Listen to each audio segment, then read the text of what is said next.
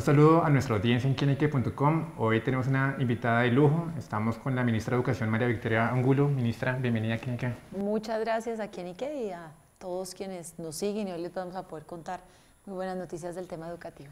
Exacto, comenzamos con eso porque la primera gran noticia es, y que debe conocerlo todo el mundo, es el presupuesto histórico que logra el Ministerio de Educación. Sí, yo creo que toda la sociedad está hablando de educación y eso lo celebramos con el señor presidente, que haya pues esta importancia, esta pasión por el tema educativo. Creo que también es muy importante que todos sepamos las cifras ciertas.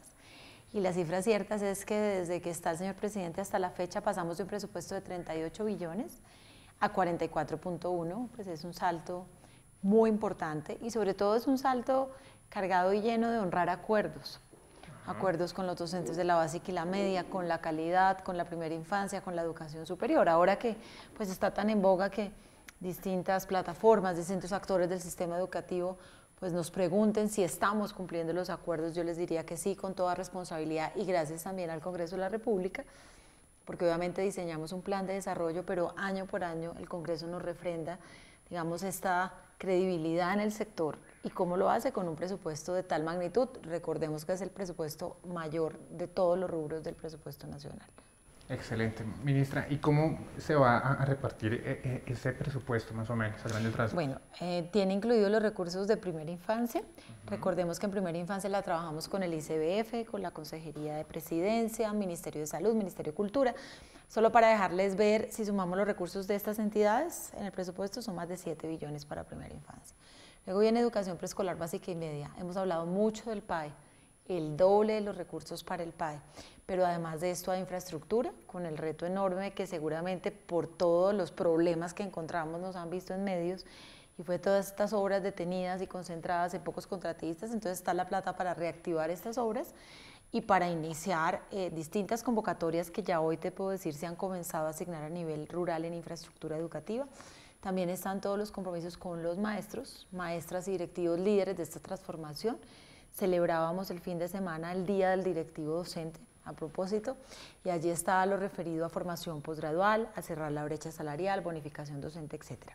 La calidad, importantísima. Énfasis en lectura, en matemáticas, en todos los temas de ciencias, manejo de tecnologías, bilingüismo, y todo esto en el marco de un programa en el que Colombia pues lleva años apostándole y nos correspondió a nosotros cosechar y ajustar, y es el programa Todos Aprender, que es la forma como llegamos a las instituciones a acompañar a nuestros maestros para lograr que tengamos mejores aprendizajes y más desarrollo. Y esto se mide con evaluación, también vuelven las pruebas, recordemos que encontramos y solo había saber 11, eso tiene un valor importante de recursos, también está en el presupuesto los recursos para la transición a jornada única, a doble titulación, y claramente todos los compromisos con las universidades públicas y en general con el sector de la educación superior, y de un programa que ya comienza a ser de grata recordación por los colombianos y que esperamos que cada día sientan las oportunidades de ser Generación E, que es con quien cerramos ya en materia de recursos este presupuesto. Pues aprovechemos y hablemos un poco de Generación E. Cuéntanos un poco cómo es el programa.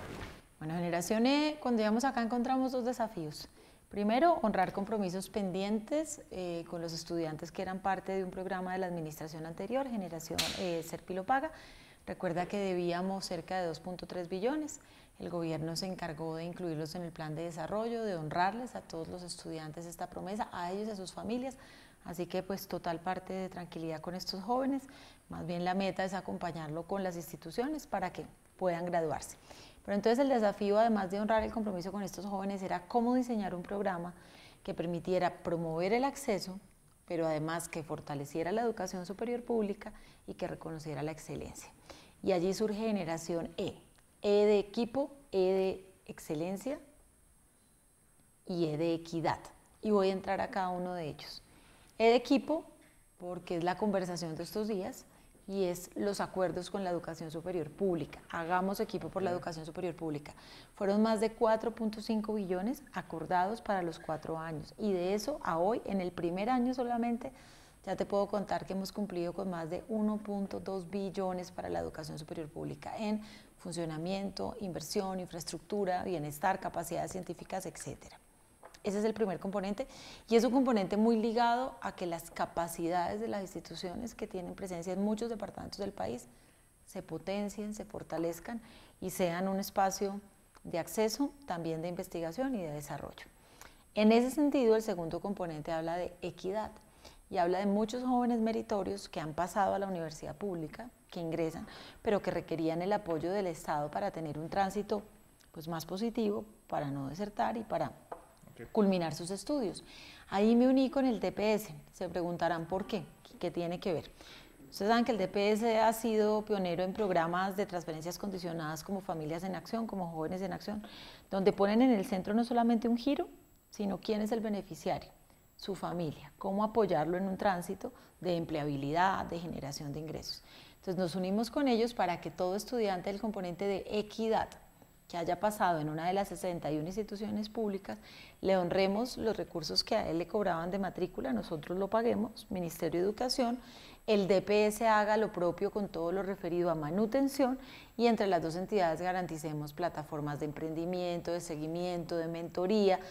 Recordemos que hemos tenido noticias recientes que nos ponen a pensar que el tema del acceso a la educación superior no es solamente el pago del ingreso, sino que son jóvenes que también llegan con muchas vulnerabilidades a todo nivel, económico, socioemocional, y debemos acompañar. Y el tercer componente es el componente de excelencia, es seguir premiando a los mejores que puedan elegir un programa público-privado en cualquier institución del país acreditada de alta calidad. Cifras rápidas y seguiremos seguramente conversando, más de 67.000 beneficiarios sumado equidad y excelencia. Un número en lo corrido de este año terminaremos con más de 80.000 y en el cuatrenio son 320.000 y una cuñita. El 19 de octubre les llegan a sus hijos las pruebas Saber 11 y ese día les llega también un mensajito nuestro del gobierno recordándoles las posibilidades para que apliquen a equidad o a excelencia. Recuerden que las condiciones tienen que ver con que haya sido admitido en la institución y con el puntaje SISBEN, es decir, con los temas de vulnerabilidad socioeconómica, para que los recursos realmente se prioricen en quien más lo necesitan. Así que esa será información clave, sábado 19 de octubre. Ministra, ¿cómo va a llegarles el mensaje a los jóvenes? Bueno, cada joven con su documento de identidad normalmente puede acceder a cómo le fue en la prueba, pero además le va a llegar un mensajito ya personalizado diciéndole, mire, en qué consiste Generación E, qué opciones hay de aplicar, recordándole los requisitos, porque a partir de esta prueba que recibe el joven es que él comienza a decir, bueno, voy a aplicar a esta universidad, voy a iniciar el proceso de admisión. Cuando ya se encuentra admitido, pues ya va sumando requisitos para así aplicar a Generación E. Buenísimo, ministra. Hablemos un poco cómo yo creo que el eje de equidad va también como a transformar un poco las sociedades, porque al permitirle a los jóvenes entrar a la educación superior, no solamente cambia su vida, sino como usted lo decía, la de su familia y la de la sociedad en sí. Totalmente, yo creo que el concepto que el señor presidente ha traído a la agenda pública con respecto a equidad es un concepto donde habla que el recurso público te dé oportunidades, donde habla que el recurso público le permita esta movilidad social que queremos en las familias, no solamente tú has mencionado a los jóvenes, pero recordemos que también estamos trabajando en alfabetización de adultos, en modelos flexibles, en posprimaria, la ruralidad, que es nuestra obsesión si queremos llevar al territorio paz con legalidad. Debemos hacerlo con instituciones. Todos estos municipios que por años estuvieron pues, con muy poca presencia del Estado y saben el foco en los municipios PEDET, también son esa traducción de equidad.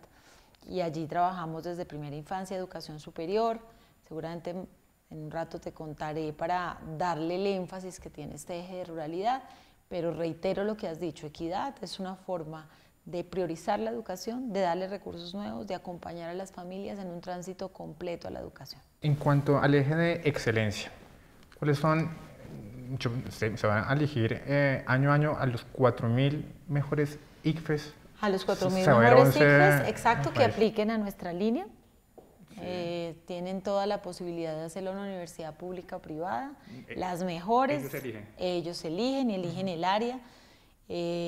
Sabemos lo importante que es la decisión de iniciar los estudios de educación superior y como se los decimos en muchas instancias, ferias de educación superior, es una decisión del joven y la familia allí acompañando y es una decisión de ver, bueno, cuáles son mis potencialidades, mis áreas fuertes, qué opciones tengo, en qué me quiero desempeñar en la vida, con una observación que es distinta a hace 20 o 30 años atrás, que afortunadamente los pregrados hoy día son mucho más flexibles, abiertos, integran otros saberes y son casi que el primer paso a una ruta muy larga de formación donde el estudiante se irá dando cuenta esas potencialidades que tiene, cómo las puede ya enfocar en sus estudios de especialización, de maestría, en lo que él defina. ¿Qué beneficios pueden llegar a tener esos jóvenes? Es decir, se llegan y nos comentaban, no es solamente pagarle el 100% de la matrícula, sino aportarles para su mantención diaria, para que puedan estar tranquilos yendo a la universidad.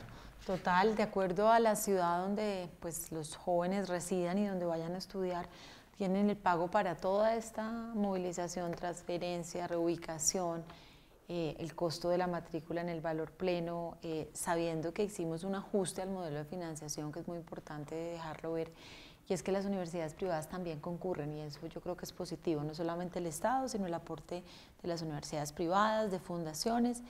Y algo que omití contarte en la primera parte de esta conversación, que la hablábamos fuera de micrófonos, es la cantidad de aliados públicos y privados que se han sumado.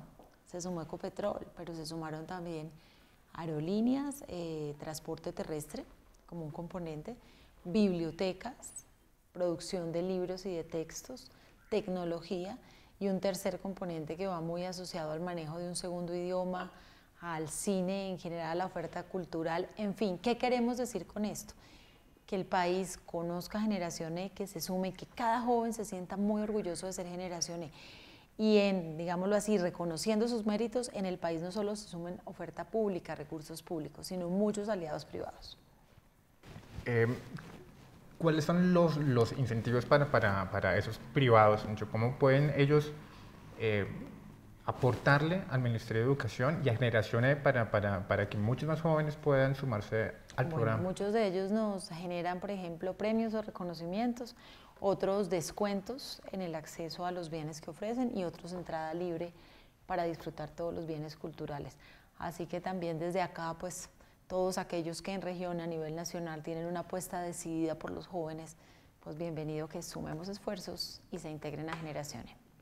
Bueno, y volviendo un poco, ministra, perdón, hablemos, ¿cómo es el registro de los jóvenes para poder entrar en la base de datos de selección de Generación E? Bueno, aplican allí, hay un formulario en la página del ministerio donde ellos diligencian toda la información que requerimos, que está muy centrada en que hayan sido admitidos a la institución y en el puntaje SISBEN también que tengan sus familias para lograr vincular estos dos criterios. Se hacen distintos comités de asignación donde se revisan pertinencia regional, municipios cubiertos. Por ejemplo, no mencioné que este programa ya va en más de 1000 municipios. La apuesta en educación superior no es solo un cupo más, es llegar a estas regiones donde nadie había llegado con oferta. Así que esperamos en las siguientes cohortes cada vez a través de virtualidad, a través de programas blended que son combinados presencial y virtual, pues muchos jóvenes, si tú estás hablando en el Amazonas o si hablas en Caquetá o en la Orinoquía, puedan decir también que son Generación E. Exacto, eso quería preguntarle también. Ahorita hablábamos como del sector rural, que tal vez no ha podido tener la misma oportunidad de ingresar a la educación superior. ¿Este programa cómo se lo brinda? Bueno, de dos maneras. En excelencia, antes simplemente se elegían los mejores puntajes, pero no se combinaba con un foco de forma que todos los departamentos pudieran seleccionar sus mejores puntajes, porque obviamente es distinto el desempeño si tú comparas una ciudad como Bogotá o como Medellín o si vas a Leticia, pero todos merecen estar allí reconocidos. Entonces, en la forma en que se estructuró, vas a encontrar bachilleres de los 32 departamentos en excelencia. Y en equidad, pues estamos trabajando mucho con las 61 instituciones públicas, universitarias, técnicas y tecnológicas, como a través de su diversa oferta, tanto para sedes como su oferta virtual, llegamos a muchos más municipios. También vamos a generar una línea para promover que universidades creen nuevos programas. Ahora que salieron las cifras de matrícula, se comienza a evidenciar un incremento de los jóvenes optando por programas virtuales. Pero como es bien sabido, también estamos en una coyuntura de la matrícula por muchas razones, las razones poblacionales, la realidad del censo, por otro lado, realidades de ciclo económico y en tercera instancia que los jóvenes quieren formatos distintos. Entonces, este es también el gran desafío que estamos trabajando con los rectores de las universidades, cómo hacer formatos donde ellos pues, puedan estar conectados laboralmente, pero también formándose, cómo darles libertad para fortalecer las áreas que ellos consideren dentro del programa que elijan. Cómo no olvidar que están temas como la cuarta revolución industrial, economía naranja, que requieren nueva oferta, nuevos programas. Allí el SENA también es un aliado muy importante. Ustedes saben que el SENA tiene sedes pues, en muchos departamentos del país y también con el señor presidente estamos impulsando que llegar con nueva cobertura de educación superior también lo hagamos a través del SENA. Buenísimo, ministra. Pues bueno, ahí están todos los jóvenes y los padres de familia pendientes el 19 de octubre, que salen los resultados de Saber 11, pendientes del mensaje que va a llegar del Ministerio de Educación para que se vinculen al programa. Y pues ministra, gracias. No, estamos contentos con esa gestión del Ministerio de Educación. Muchas gracias por ofrecerme esta oportunidad de hablarle a muchos colombianos. 3 ideitas para cerrar y dejar claro. No solo es el mayor presupuesto, sino unas metas que se van cumpliendo, pero esto requiere el concurso de todos. Acá no hay color, acá hay una decidida tarea de unir el trabajo de maestros, de directivos, de estudiantes y de familias de todo el país, porque creo que la educación es ese bien de todos. La segunda, este presupuesto nos permite hablar de muchos temas, desde primera infancia hasta educación superior, para la conversación actual, ahora que hablamos de las distintas protestas o marchas que ojalá se den en los términos que todos anhelamos, que son pacíficas, porque bienvenida la oportunidad de expresar los disensos, pero de forma pacífica. Decirles en contraposición a estas discusiones que los acuerdos se están honrando, se están cumpliendo, son más de 1.2 billones de pesos ya para la educación superior pública.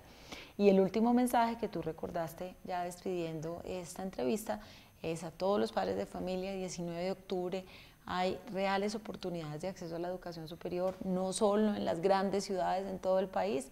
Aprovechémoslo, y a muchos empresarios, agencias del sector público y demás, Generación es la vía para que nos unamos y puedan llegar muchos bienes culturales y educativos a gente que lo está necesitando y a familias donde va a ser el cambio ese joven que ingresa a la educación superior. Muchas gracias, ministra. Ustedes los invitamos a seguir pendientes de toda la información en quieneque.com. El placer de saber, ver y oír más.